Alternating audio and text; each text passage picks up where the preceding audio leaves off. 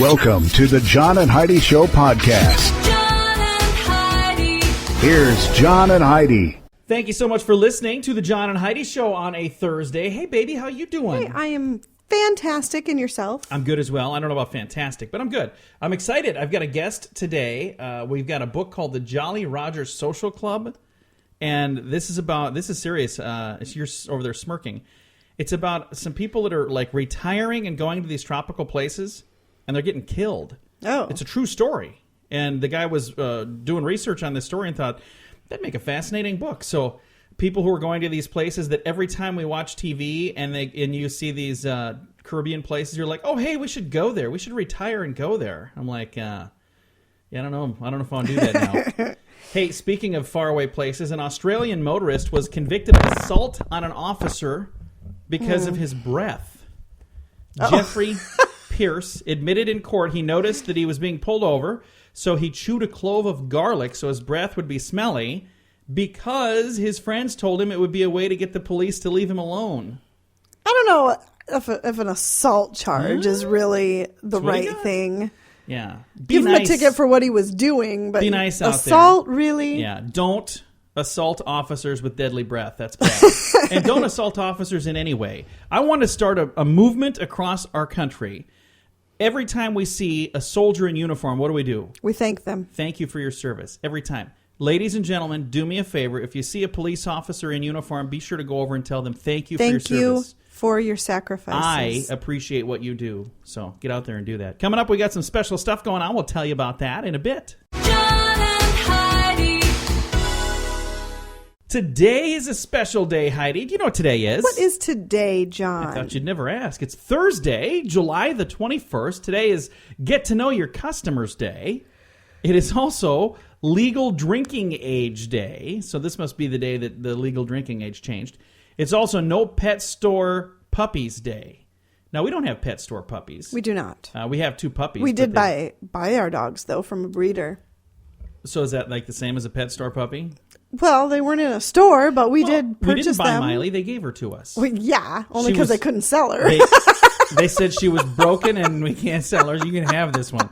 She's mentally challenged, and she is adorable. She is absolutely adorable. We love our special needs puppy. So anyway, today is No Pet Store Puppies Day. It's Thursday, the 21st day of July. Coming up in a bit, going to talk about a $1,000 bill. Yeah, that's a thing. We'll tell you about it in a bit. Whether you're an experienced shooter or someone new to self-defense, Front Sight Firearms Training Institute has a course for you. You may recognize Front Sight from their reality TV show filmed at this private range 45 minutes west of Las Vegas. A Diamond lifetime membership is $15,000, but we have a special price of just $3,000 available now only at radiosavings.com. This lifetime membership allows you to take over 50 courses as often as you'd like at Front Sight Firearms Training Institute. Get this deal right now at radiosavings.com. You know it's true because you heard it on the radio. Heidi, if you got a $1,000 bill, would you go put it in the bank?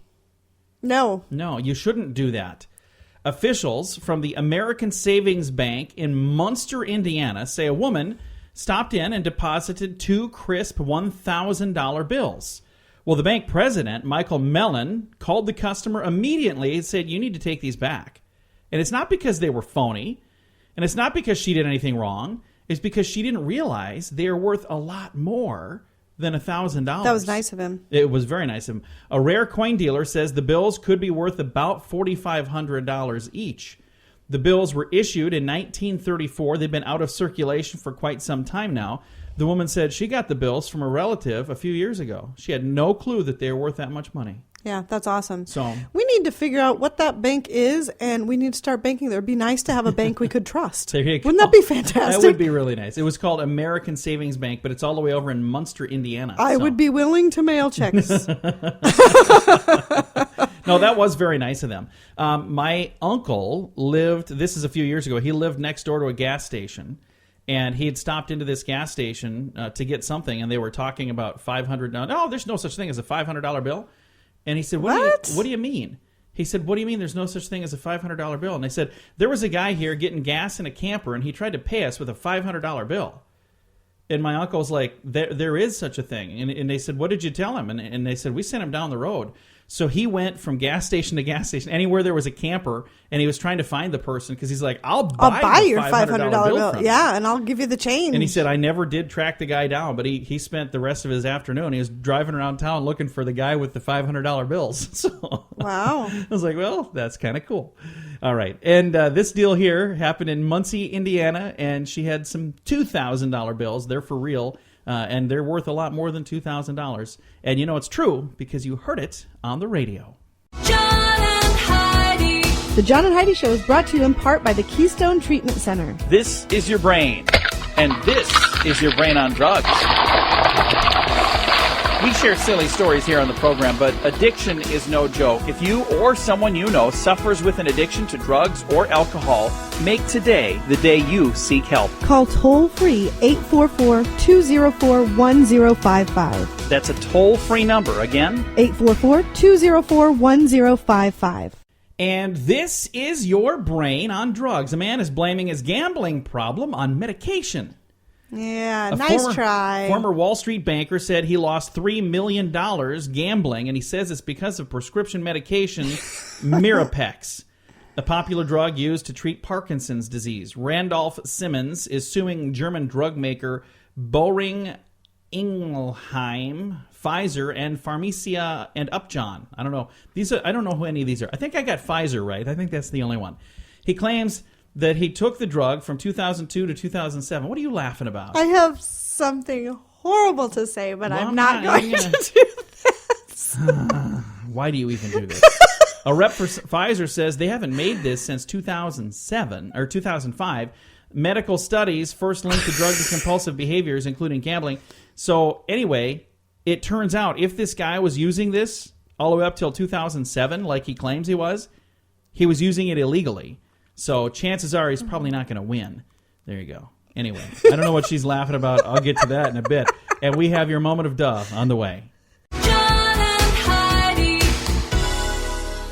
Time now for your moment of duh. Take a listen to this. A dude didn't return his books to the library, and he got to go to prison and could have a $53,000 fine. Prison? Yeah, take a How listen. many books? Let me tell you the rest of the story. This Denver man, he has more than late fees. Thomas Pilar has been sentenced to 10 years in prison for trying to sell hundreds of books and DVDs wow. that he checked out from the Denver area public libraries. He kept going from library to library collecting these things. He had about 1,400 books and movies. Only about a third have been recovered. The borrowing bandit was ordered to pay the library about $53,000. Okay. That makes sense. He's been sentenced to 10 years in prison. So That's I got good. a story here that this almost made my moment of duh. I got to share it here because it is. We might have already talked about this. But a guy in Greenfield, Wisconsin, took a knife and tried to rob a store, and it didn't go well. Guess which kind of store he was trying to rob?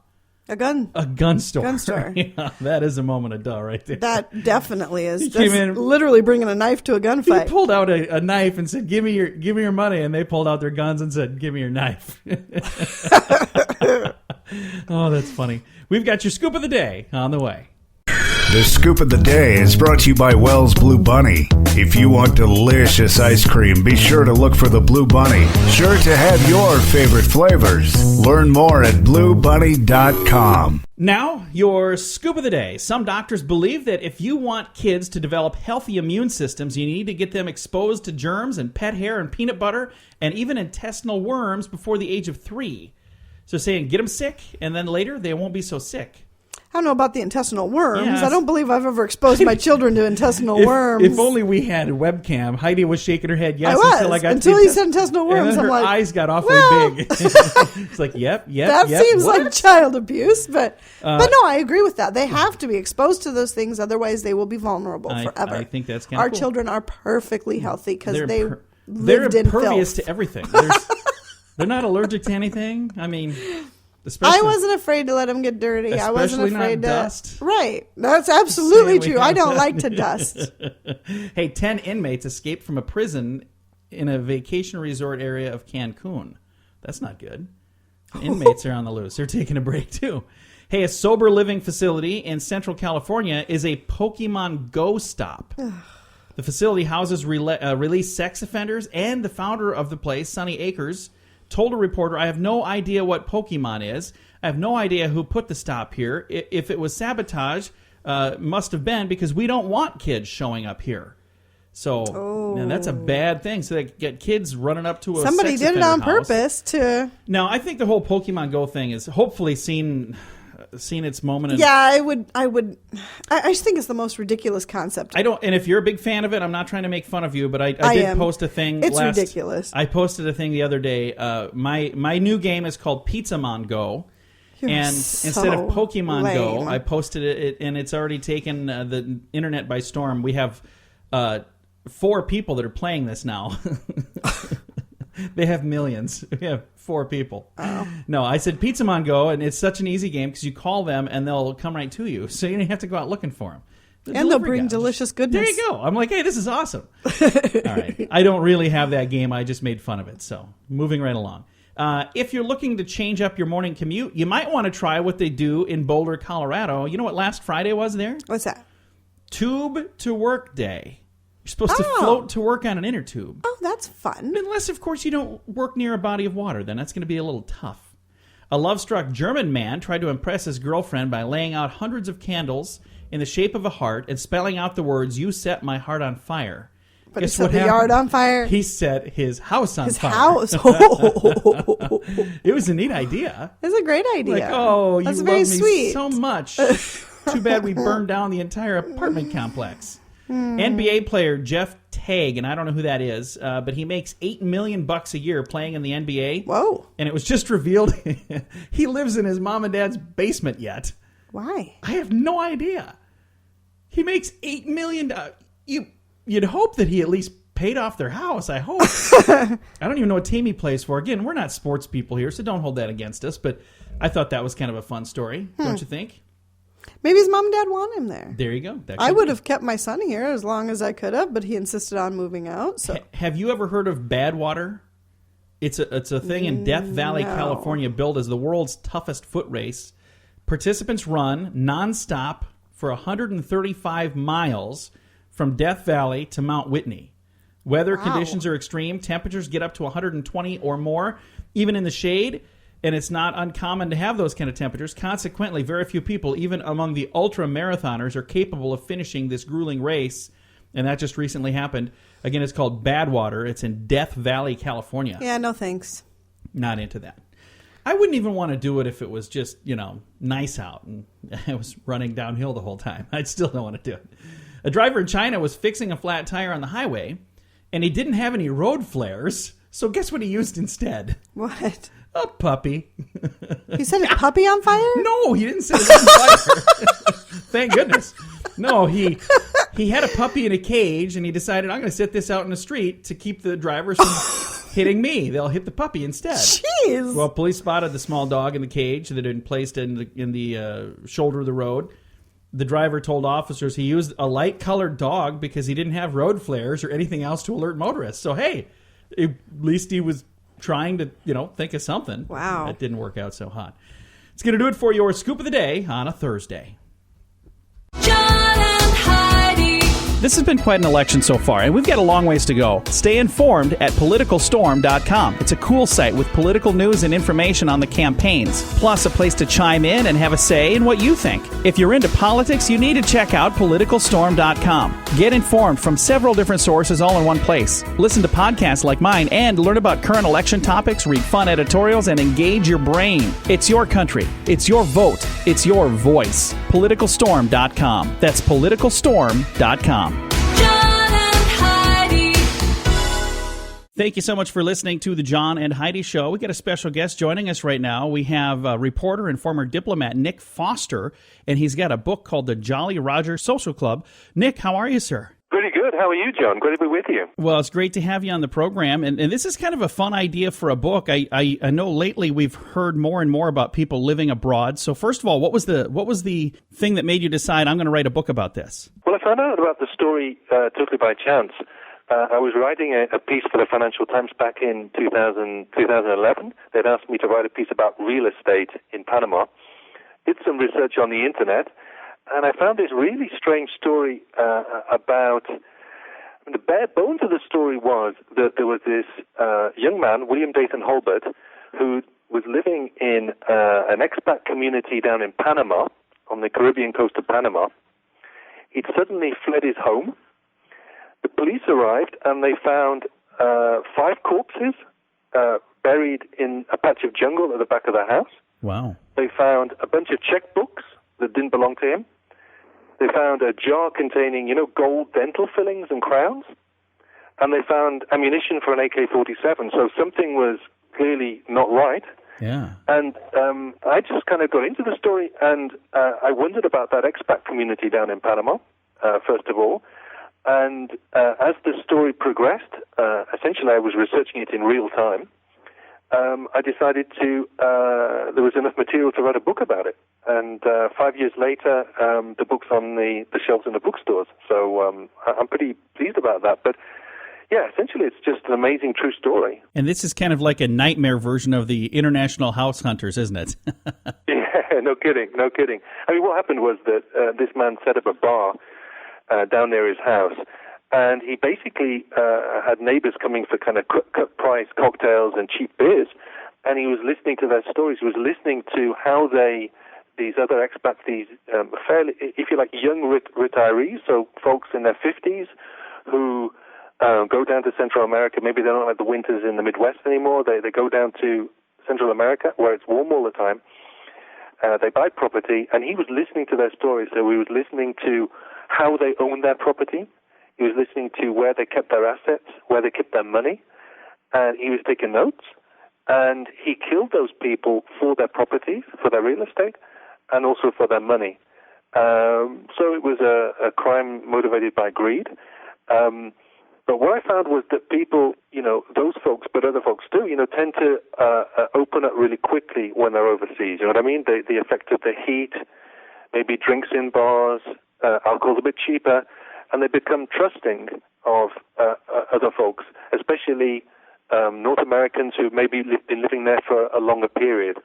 And I think that was one of the mistakes that those people made, was to be too trusting of a neighbor. Not keeping their distance a bit, but being just too open, if you like. Now, I see you have some tips for people that maybe are considering retiring overseas. I've got 5 tips here. Let's talk a little bit about those tips. Okay, let's go ahead with that. So I see the first one says at the beginning, rent a home rather than buy one. Why should I rent rather than buy? So, okay, you go down to, you find what looks like the ideal community wherever, Mexico, Costa Rica, or indeed Bocas del Toro in Panama, where my book is set. You know what? It's easier to get out of a rental contract than to sell a home, right?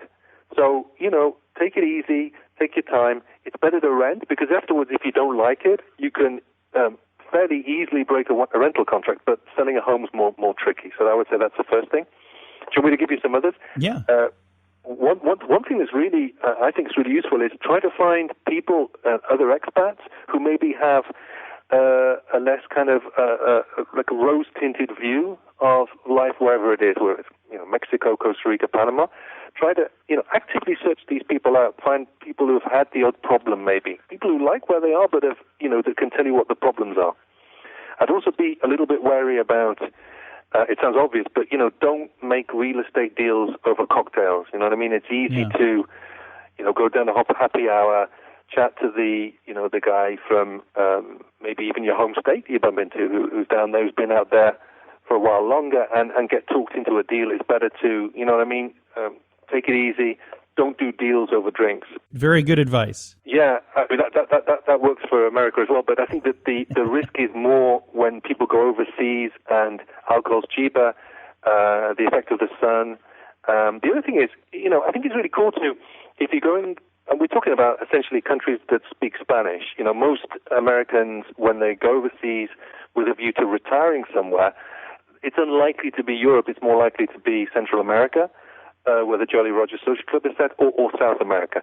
And it's likely to be Spanish or Portuguese, but most likely Spanish. So, take some classes before you go. Try and learn the local language, because it's going to be easier if you speak Spanish when you get there. And then I see tip number 5. It says homes that are cheap are often cheap for a reason. What are some of the reasons that homes are cheap, do you think? I would say, John, that the principal reason is problems with title. So often land registries, and Panama is an example, have imperfect title. So you'll find, for instance, that there'll be houses that are advertised, just too much of a bargain, but you find out that there's a problem with the title. So somebody 6 months down the line, a year down the line, we'll be knocking on your door saying, you know what, I own part of your property. I want you to pay me to get it back. That's a real problem.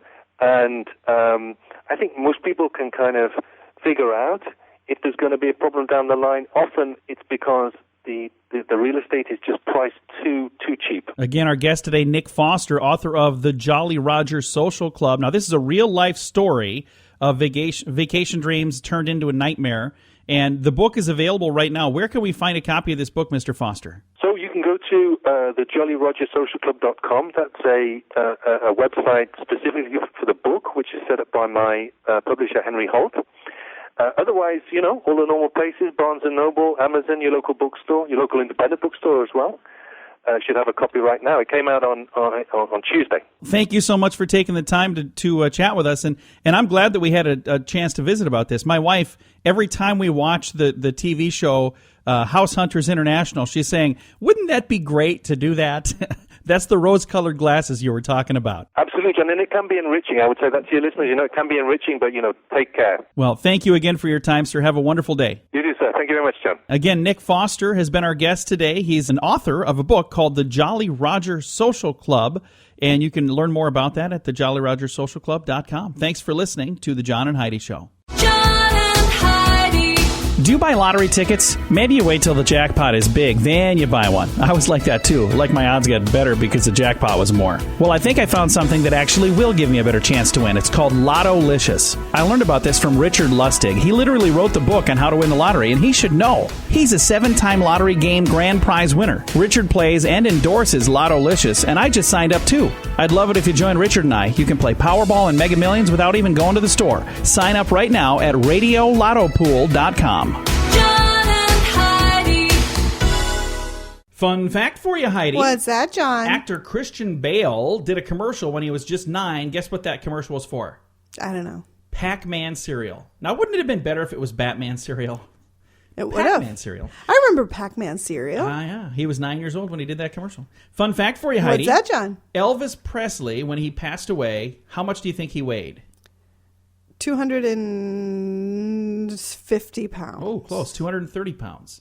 Now, people always talked about, how chubby Elvis was. At one point, I weighed 100 pounds more than that. So I clearly have a long way to go. Fun fact for you, Heidi. What's that, John? Vincent van Gogh sold how many paintings during his lifetime? 0. 1. He sold 1 painting during his lifetime. Everything that's famous now, he never sold it. That's the thing about being an artist. You have to die to I know. make it. Think of how awesome our program's going to be someday when we're dead. Yeah. It's going to be a museum. And our final fun fact for you, Heidi. What's that, John? The song Rosanna from the 80s was written about who? Rosanna. I know the song. Who was it written about? I have no clue who it was written Rosanna Arquette. Yeah. Really? Now you know. It's a fun fact for you right here on the John and Heidi Show. Whether you're an experienced shooter or someone new to self-defense, Front Sight Firearms Training Institute has a course for you. You may recognize Front Sight from their reality TV show filmed at this private range 45 minutes west of Las Vegas. A Diamond lifetime membership is $15,000, but we have a special price of just $3,000 available now only at radiosavings.com. This lifetime membership allows you to take over 50 courses as often as you'd like at Front Sight Firearms Training Institute. Get this deal right now at radiosavings.com.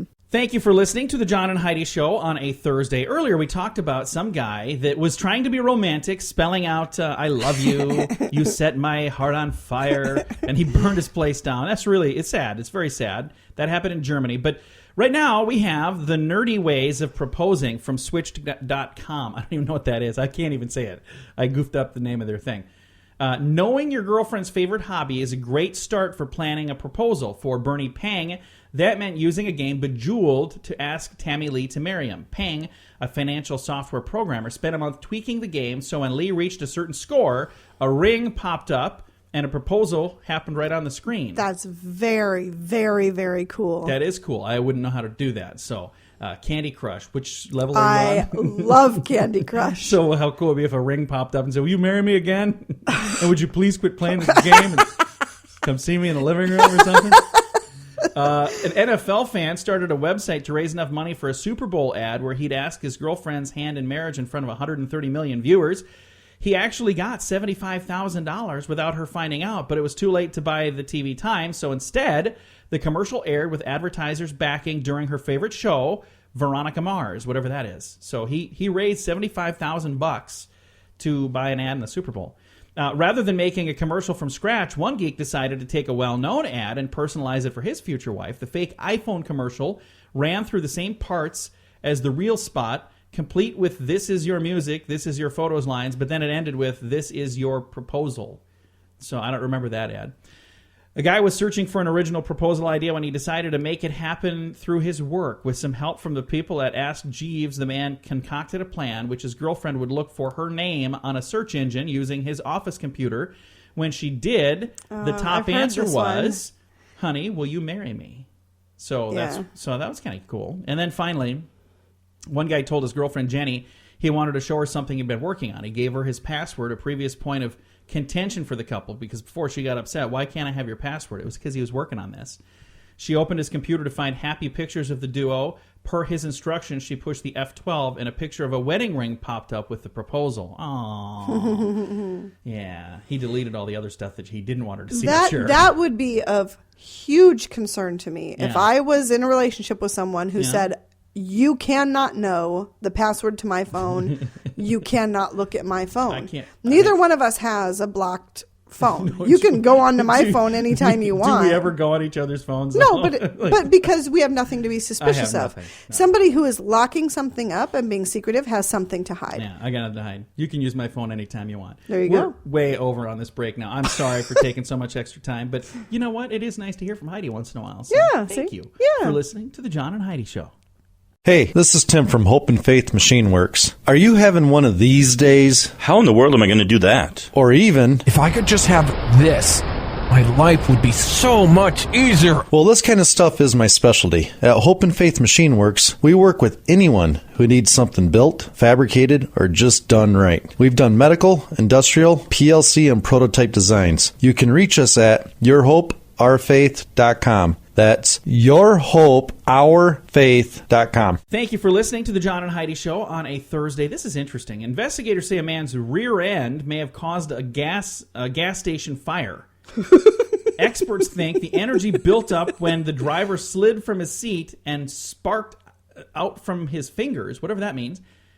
Assistant Fire Chief in Hannibal, Missouri, said a pickup truck driver had been sitting in his truck because of the cold weather. So this apparently is from a while you're not ago. supposed to get in your car. The spark came from him sliding across the dry seat, and it started the fuel pumps on fire when he touched them. Nobody was hurt, but 2 cars were burned. Static should be removed by touching the car's body before even touching the pump. So if you have that situation, we should talk about that when it's cold out, like wintertime, shouldn't we? We should, but there you go. I mean, I think it's common knowledge. You know you're not supposed to get back in your vehicle when you're fueling. Oh. And what I typically you do know while I'm that fueling. you're not supposed to leave your vehicle running while you're fueling. There are signs everywhere that say, "Do not leave your vehicle running." You're telling me I do this wrong? I leave my vehicle running while talking on my phone and rubbing a balloon in my hair. And you're saying that you I'm do not the supposed first to do that? two. You leave the vehicle running, talk on your phone, and fill up with gas. One of these days, you are going to be I'll be just a charred statistic. beyond recognition. Well, don't do what I do. Do what I say. Don't do that, kids. That's right. It's Thanks dangerous. for listening to the John and Heidi Show. John and Heidi. As the summer heats up, I got some sunning tips for you, Heidi. All right. They say use sunscreen every day, even when it's not real sunny out, because those clouds, they might block a little bit of the sun, but the UV rays, they'll still come get you. Don't skimp. The average size body uses about a shot glass of sunscreen for the minimum. They say at least that much. So that's a lot of sunscreen. I put about that much on my face. Don't dig to the bottom of your beach bag for last year's sunscreen. It expires. So if you have a bunch of stuff left over from a year ago, pitch it, get something new, because it's not going to do you any good. While at the beach or other sun-drenched locations, reapplying sunscreen every 2 hours is critical, and if you're in the water, even more than that. And then it says double up on safety by using 20% concentration of topical vitamin C under your sunscreen. I don't even know what that is, but it'll help boost your defense against UV damage, and it also reduces the appearance of brown spots. So Really? Topical vitamin C. I guess. That's what they Write say. that down. You are writing that down. I am Are you writing serious? it down. See, I don't even use this stuff. I'm all wrinkly. I've had people ask me. My face looks like an old catcher's mitt. And Heidi over here, she's beautiful, and she's a year older than me. So I have people ask if she's my daughter, and she's a year older than me. So take advice from her, not from me. Thanks for listening to the John and Heidi Show. John and Heidi. This has been quite an election so far, and we've got a long ways to go. Stay informed at PoliticalStorm.com. It's a cool site with political news and information on the campaigns, plus a place to chime in and have a say in what you think. If you're into politics, you need to check out PoliticalStorm.com. Get informed from several different sources all in one place. Listen to podcasts like mine and learn about current election topics, read fun editorials, and engage your brain. It's your country. It's your vote. It's your voice. PoliticalStorm.com. That's PoliticalStorm.com. John and Heidi. Thank you so much for listening to the John and Heidi Show. In my family, I want to first of all say that I have some postal, what would you say, post office workers? Is that the right way of saying it? My sister works for the U.S. Post Yes, Office. there you go. That's the My correct way of saying it. Yeah, I don't know. I don't know what I'm trying to say. My uncle was a postmaster. My grandfather was a postmaster. So maybe it's just me, but I kind of like the people that bring the mail to us. It's a good thing. And I don't know many people that don't like them. They get upset when the mail's late and stuff like that. But there's a guy online that came up with an idea. He said, here's a way to help out the post office. He said, there are so many people now using email. A lot of people don't use, regular mail anymore. Right. So he came up with this idea, and this is something that he's really pushing. He gets junk mail for credit cards and mortgages and all kinds of stuff. Every one of them have return envelope that's postage paid. Yeah. So this guy takes all of his other junk mail and puts them in those envelopes and sends them out. So American Express gets pizza coupons, and Citibank gets all kinds of other. He said every time they send me stuff, they send me an envelope that's postage paid. And he said, in addition to helping out the post office, they also have somebody opening this stuff, going through all of this. And he said, if we get all of America doing this, they're going to either quit sending out junk mail, or we're going to have America working really, because there's going to be a lot of people working to sort out this mess. What do you think of this, Heidi? Good plan or bad plan? Well, I don't know. I'm kind of torn because as a business owner, I think that really it would be frustrating. It would be, and it would be expensive. But maybe they would also quit sending all that junk mail out. But that's how they make their money. There's other ways. Maybe they could buy some radio advertising. I don't know. They could do something else. I just think maybe. So I see what you're saying. It could backfire, and if they spent less money on direct mail, then they would hurt the post office even more. Right. See, that's what I'm saying. And I better let Darren know. But as a person who receives all of this junk that I just end up having to throw away, I can see the whole vindictive side of things. Yeah. But every envelope that goes back, they have to pay the post office for that. I know. So that it would get very expensive. That's what he's saying. And then I think think what would happen is because their expenses are going up, people would get laid off. Is what I think would happen. Wow, all this common sense in this one little studio. And some of it came from me, but most of it came from you. That was nice. All right, we've got some I'm just good the news. financial side of this company, so I see everything as numbers all the time. Well, you know what I see? I see good news in your future. It's on the way. Thanks for listening to the John and Heidi Show. John and Heidi. This portion of the John and Heidi Show is brought to you by the John and Heidi Show. That sounds kind of funny, but it's true. Go to your local radio station and ask them to start carrying the John and Heidi Show. Here's the best part. They can carry the show for free. They play a couple commercials, but it doesn't cost them anything every month. So if you know a radio station that could use a little bit of help, send them our way. Send them to johnandheidishow.com. Again, johnandheidishow.com. We would love to do a radio program in your community. Then you could listen to the podcast and listen to us on the radio. John and Heidi. We always try to wrap this program up with some good news. I think I got some good news here, Heidi. Do you think so? I think so. I hope so. For many homeless children nationwide, receiving a top education is just not in the cards. That's probably not going to happen. But getting to school each morning, that fails to become a priority when a child is worrying about where they're going to sleep at night, or if they're caring for loved ones, or even trying to find enough food to eat. However, one school in San Diego is making life easier for homeless and transient students to help them get a better education and improve their lives. It's called the Monarch School. They let students arrive early every day Homeless students can take showers at the school. They can wash their clothes there. They can even sleep if they need to, and they can eat there and seek counseling all on the school's campus. There's about 400 homeless and transient children that attend Monarch each year, and it seems to be working. The school's attendance rate is an average of about 93%. So they have a lot of kids that show up. School's performance is improving as well. The grade averages are jumping. When they start, they're usually D students, and now they, after going there for a while, they bump all the way up to B students. Wow. How cool is that? That is cool. I've got a link to this story on our Facebook page, facebook.com/John and Heidi Show.